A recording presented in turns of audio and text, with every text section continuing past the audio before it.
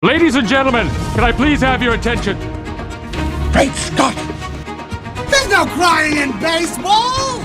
You better hold on tight, Spider Monkey. This is where the fun begins. Good morning, good afternoon, good evening, and good night. That's right, we're ranking Flight Risk.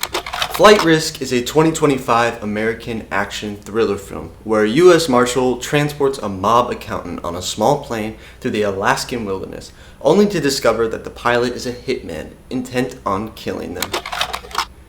Dude, this movie... Let's just get into it with the 10 essential aspects of a movie. First is plot. Does the movie follow a comprehensive story arc and is plausible within a world that has been created? No. It is not plausible within the world that has been created. The world is just our regular world, and there are a lot of moments in this plot that don't make sense. They just can't happen. And sometimes I'm willing to suspend my critique of reality and saying that cannot happen in real life. If I'm having a good enough time with the movie, I might ignore it. But this movie, I just wasn't. I was already bored, and then it makes jumps that they make no sense. The plot, there was not enough substance there. There's not enough in this story. Like, the idea was somewhat interesting, but then it just wasn't an idea that could support an hour-and-a-half long movie. It just wasn't there. And they kept having to make these logical jumps that just didn't make sense in order to keep the movie going. The characters make decisions that don't make sense. The plot is a mess in this movie, and it was really boring because of it. Second is attraction. Does the movie have an interesting premise with a high entertainment value? The only possible entertainment value this movie has is the fact that to somebody, it could be so bad that it's funny. Personally, it doesn't cross that for me. It has to be really bad. There has to be some really cheesy aspects for it to be funny. So bad it's funny, but in this movie, it just isn't there. It's just straight boring. So honestly, I don't know who would enjoy this movie except people who just like to laugh at bad movies. Third is theme. What message or truth is the movie trying to convey? I really do not like trying to find a theme for movies like this that are so bad because it's really difficult. But I will say that there was, the concept of trust was brought up often in this movie, and it seemed like it was something that the director might have been hinting at or going for as far as a message. There's some character analysis on people making decisions under pressure and kind of showing their true character. I don't know. I'm kind of stretching. This movie is just not good enough, and I honestly don't think it was made with a message or a purpose. I think it was purely for a paycheck. Fourth is dialogue. Is there a real feel to the conversation? The more I do this, the more I realize that dialogue is a huge thing for me. It will completely ruin... Okay, this movie is ruined in other aspects, but bad dialogue will really ruin a movie for me, and this one has terrible dialogue. The conversations don't feel real at all, and the tone of this movie, I don't know what they were going for. You have like a serious tone, and then there's a lot of jokes in this movie that make no sense. They have no place being here. It's like a serious movie with a serious topic, and they're constantly trying to make jokes, and I just don't get it. I don't know why they tried to do that. The tone was just weird with the dialogue. People would say things that people don't say. People don't say these things in this real... If this was a real life situation, these conversations would not be happening. They also just felt really, I hate to say it because I feel like everybody says this, but like AI generated. They felt really computer based. It didn't feel like, it felt like somebody who had written this had never had a real conversation with a person. It was painful to hear these people have conversations because they were just so awkward and made no sense. The dialogue just was god awful in this movie, and it's one of the things I hate the most. Fifth is acting. Are the characters convincing?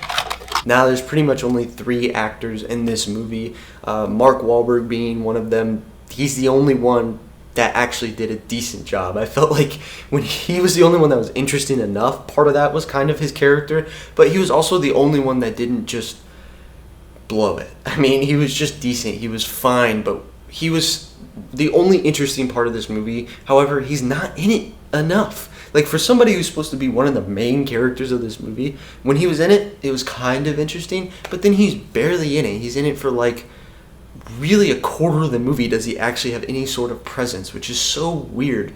But he was the only one that did a decent job. You also have Michelle Dockery. She is so bland in this movie. I don't know what happened with her, but I don't know if she just understood that this movie was not going to do well, or she thought the plot was terrible, the script was terrible, and just wanted to check. But she was so bland. She had no emotional range at all, when she was the one that was supposed to have really the most emotional range. She just did not a good job. Topher Grace is the only other character, and I don't necessarily know if it's his fault. He kind of only plays one person all the time, except in this movie that person didn't make sense. That person didn't need to be there. It didn't make sense. He just like was cracking jokes all the time. It was supposed to be this funny character in this serious situation where he kind of just like die by 1,000 jokes here. He's just always talking, and every time he's talking, it's not serious. I found his character incredibly annoying, and I think part of that is the character writing. I thought the writing was not good, the dialogue wasn't good, and they're trying to make him say a lot of jokes that he didn't need to say. But then I also just think that he probably could have just tried to get rid of some of that and try and play a character that was a little more serious. I just think he fell into it because that's what he does. That's what he's always doing. So I don't know. But honestly, Mark Wahlberg was the only one that was decent. 6 is cinematography. Is there a creative use of lighting, setting, and wardrobe to convey emotion? No, there's not much creativity in this movie at all. There are scenes that the movie looks terrible. Whenever it's not in the airplane, there is something on screen that looks awful. And I mean, majority of this movie is on the airplane. I would say probably 90% of this movie is on the airplane, and the like 10% that it's not, it looks bad. There's several scenes that don't look great, but then on the airplane, it's so bland. It's such a bland setting. So if you're gonna have a bland setting, if you're not gonna have that much to look at, the conversations have to be good, and they weren't in this movie. So there's just like no creativity. It just didn't. There's nothing here to really grab at. It was all just really, really boring, and because of that, there's also no emotion. The dialogue is terrible. There's nothing to look at. You just don't care. You're just ready for this movie to end. 7th is editing. This is all about the pace of the movie. The movie is 1 hour and 31 minutes long, and thank God it wasn't any longer than that. The plot of this movie was really, it should have just been a 30-minute episode of a TV show, and it wouldn't have even been that good of an episode. I guess it could have kind of been interesting, but it just didn't have enough to be 1 hour and a half long. I can appreciate that it wasn't any longer than that, but if I was anybody working on this film, I wouldn't want to make it any longer either. It should have just been like a 30-minute TV show. 8th is soundtrack. I honestly couldn't tell you if this movie even had music in it. 9th is directing. Now, I feel the director is in charge of the previous 8 aspects. They're the ones that have to put it all together, give it their stamp of approval, and make a good movie. The director of this movie, to my surprise, was Mel Gibson. He has directed 6 total films. The 6 films he's directed are A Man Without a Face, Braveheart, The Passion of the Christ, Apocalypto, Hacksaw Ridge, and finally, Flight Risk. I don't know how to feel. I feel like he is a good director. He just can't film a movie that he's not trying to get an Oscar for. I've actually never seen any of the movies that he's directed, but I mean, 3 of them I've heard huge praise for. And I've heard great things from him as a director. I think he's been accomplished as a director, but this one just felt like a money grab. It felt like a movie that he was making because he's been desperate for money, and it was just a quick, easy one to make. So he just needs, if he's going to make a movie, he needs to go for Oscars. If he's not going for Oscars, then just don't make it, man. 10th is time. Will it stand the test of time? Nah, man. It ain't even so bad it's funny. So it didn't even last a day in my mind. The only reason it's even gone this far is because I just like to complain, and I wanted to complain about it. Now for the review section. Rotten Tomatoes critics gives it a 26. The audience gives it a 63. and IMDb gives it a 55. The closest I'm with is the 26 from the critics, but I don't think I'd put it that low. I mean, it has some stuff, I guess, but this is a bad movie. If I had to put it in a number, I'd probably put it in the 30s.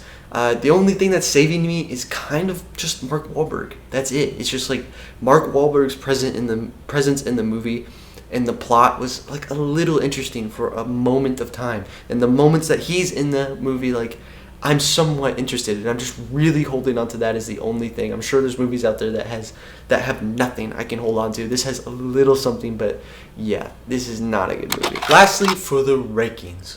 For the year of 2025, out of 4 total movies on the entertainment side, it's going to be 4th, below The Damned.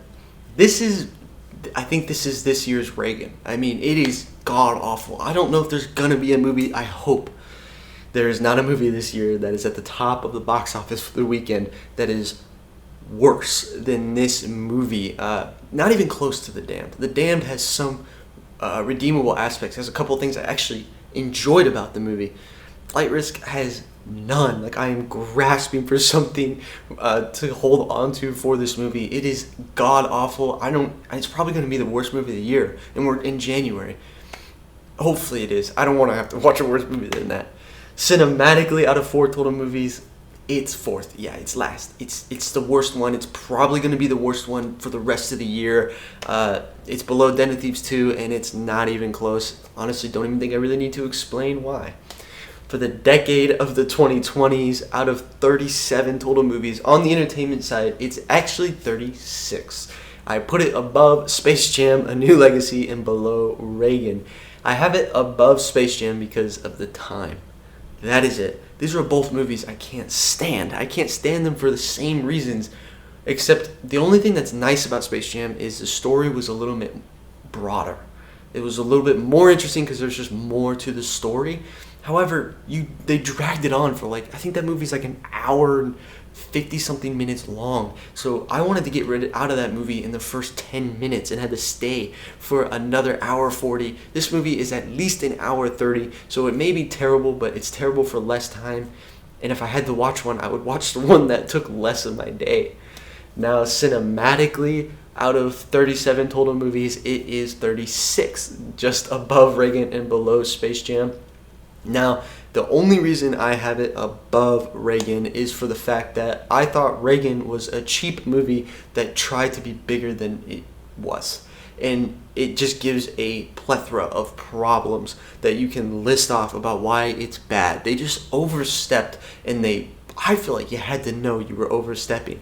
Flight Risk, it's cheap, but, they didn't try and overstep. It was just, you watched it and you knew it was cheaply made, and you knew the story was just boring, but there's not a million things to complain about. There's just those few things, because the movie has few things that are terrible. I feel like Reagan, it's just a worse sin as far as cinema goes to try and have a cheap movie and try to do too much.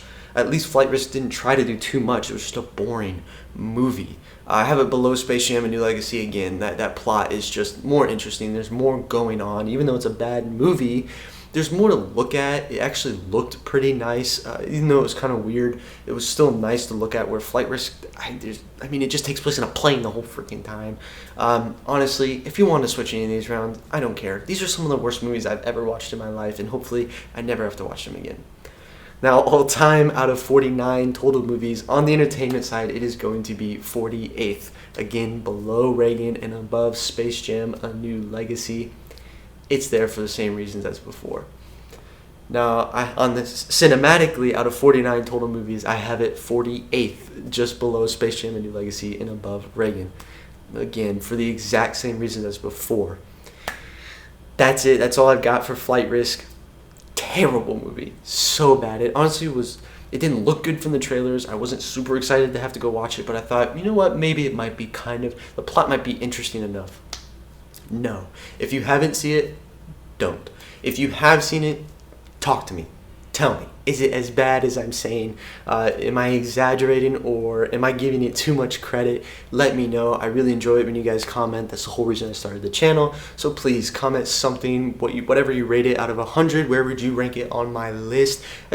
I just like interacting with you guys. I enjoy hearing your own opinions. If you're interested in somebody who does a similar format as me, go check out my best friend Bosso Movie Reviews. He does the exact same thing. He compares his movies in the same release year, decade, and all time, and he has his own list. Except he does a lot more past movies. He's way ahead of me in movies. He's like 30 movies ahead of me.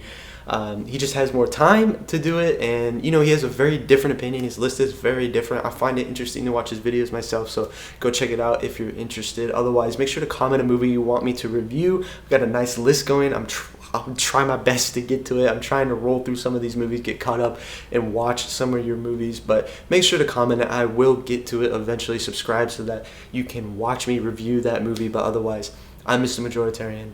Stay classy, San Diego.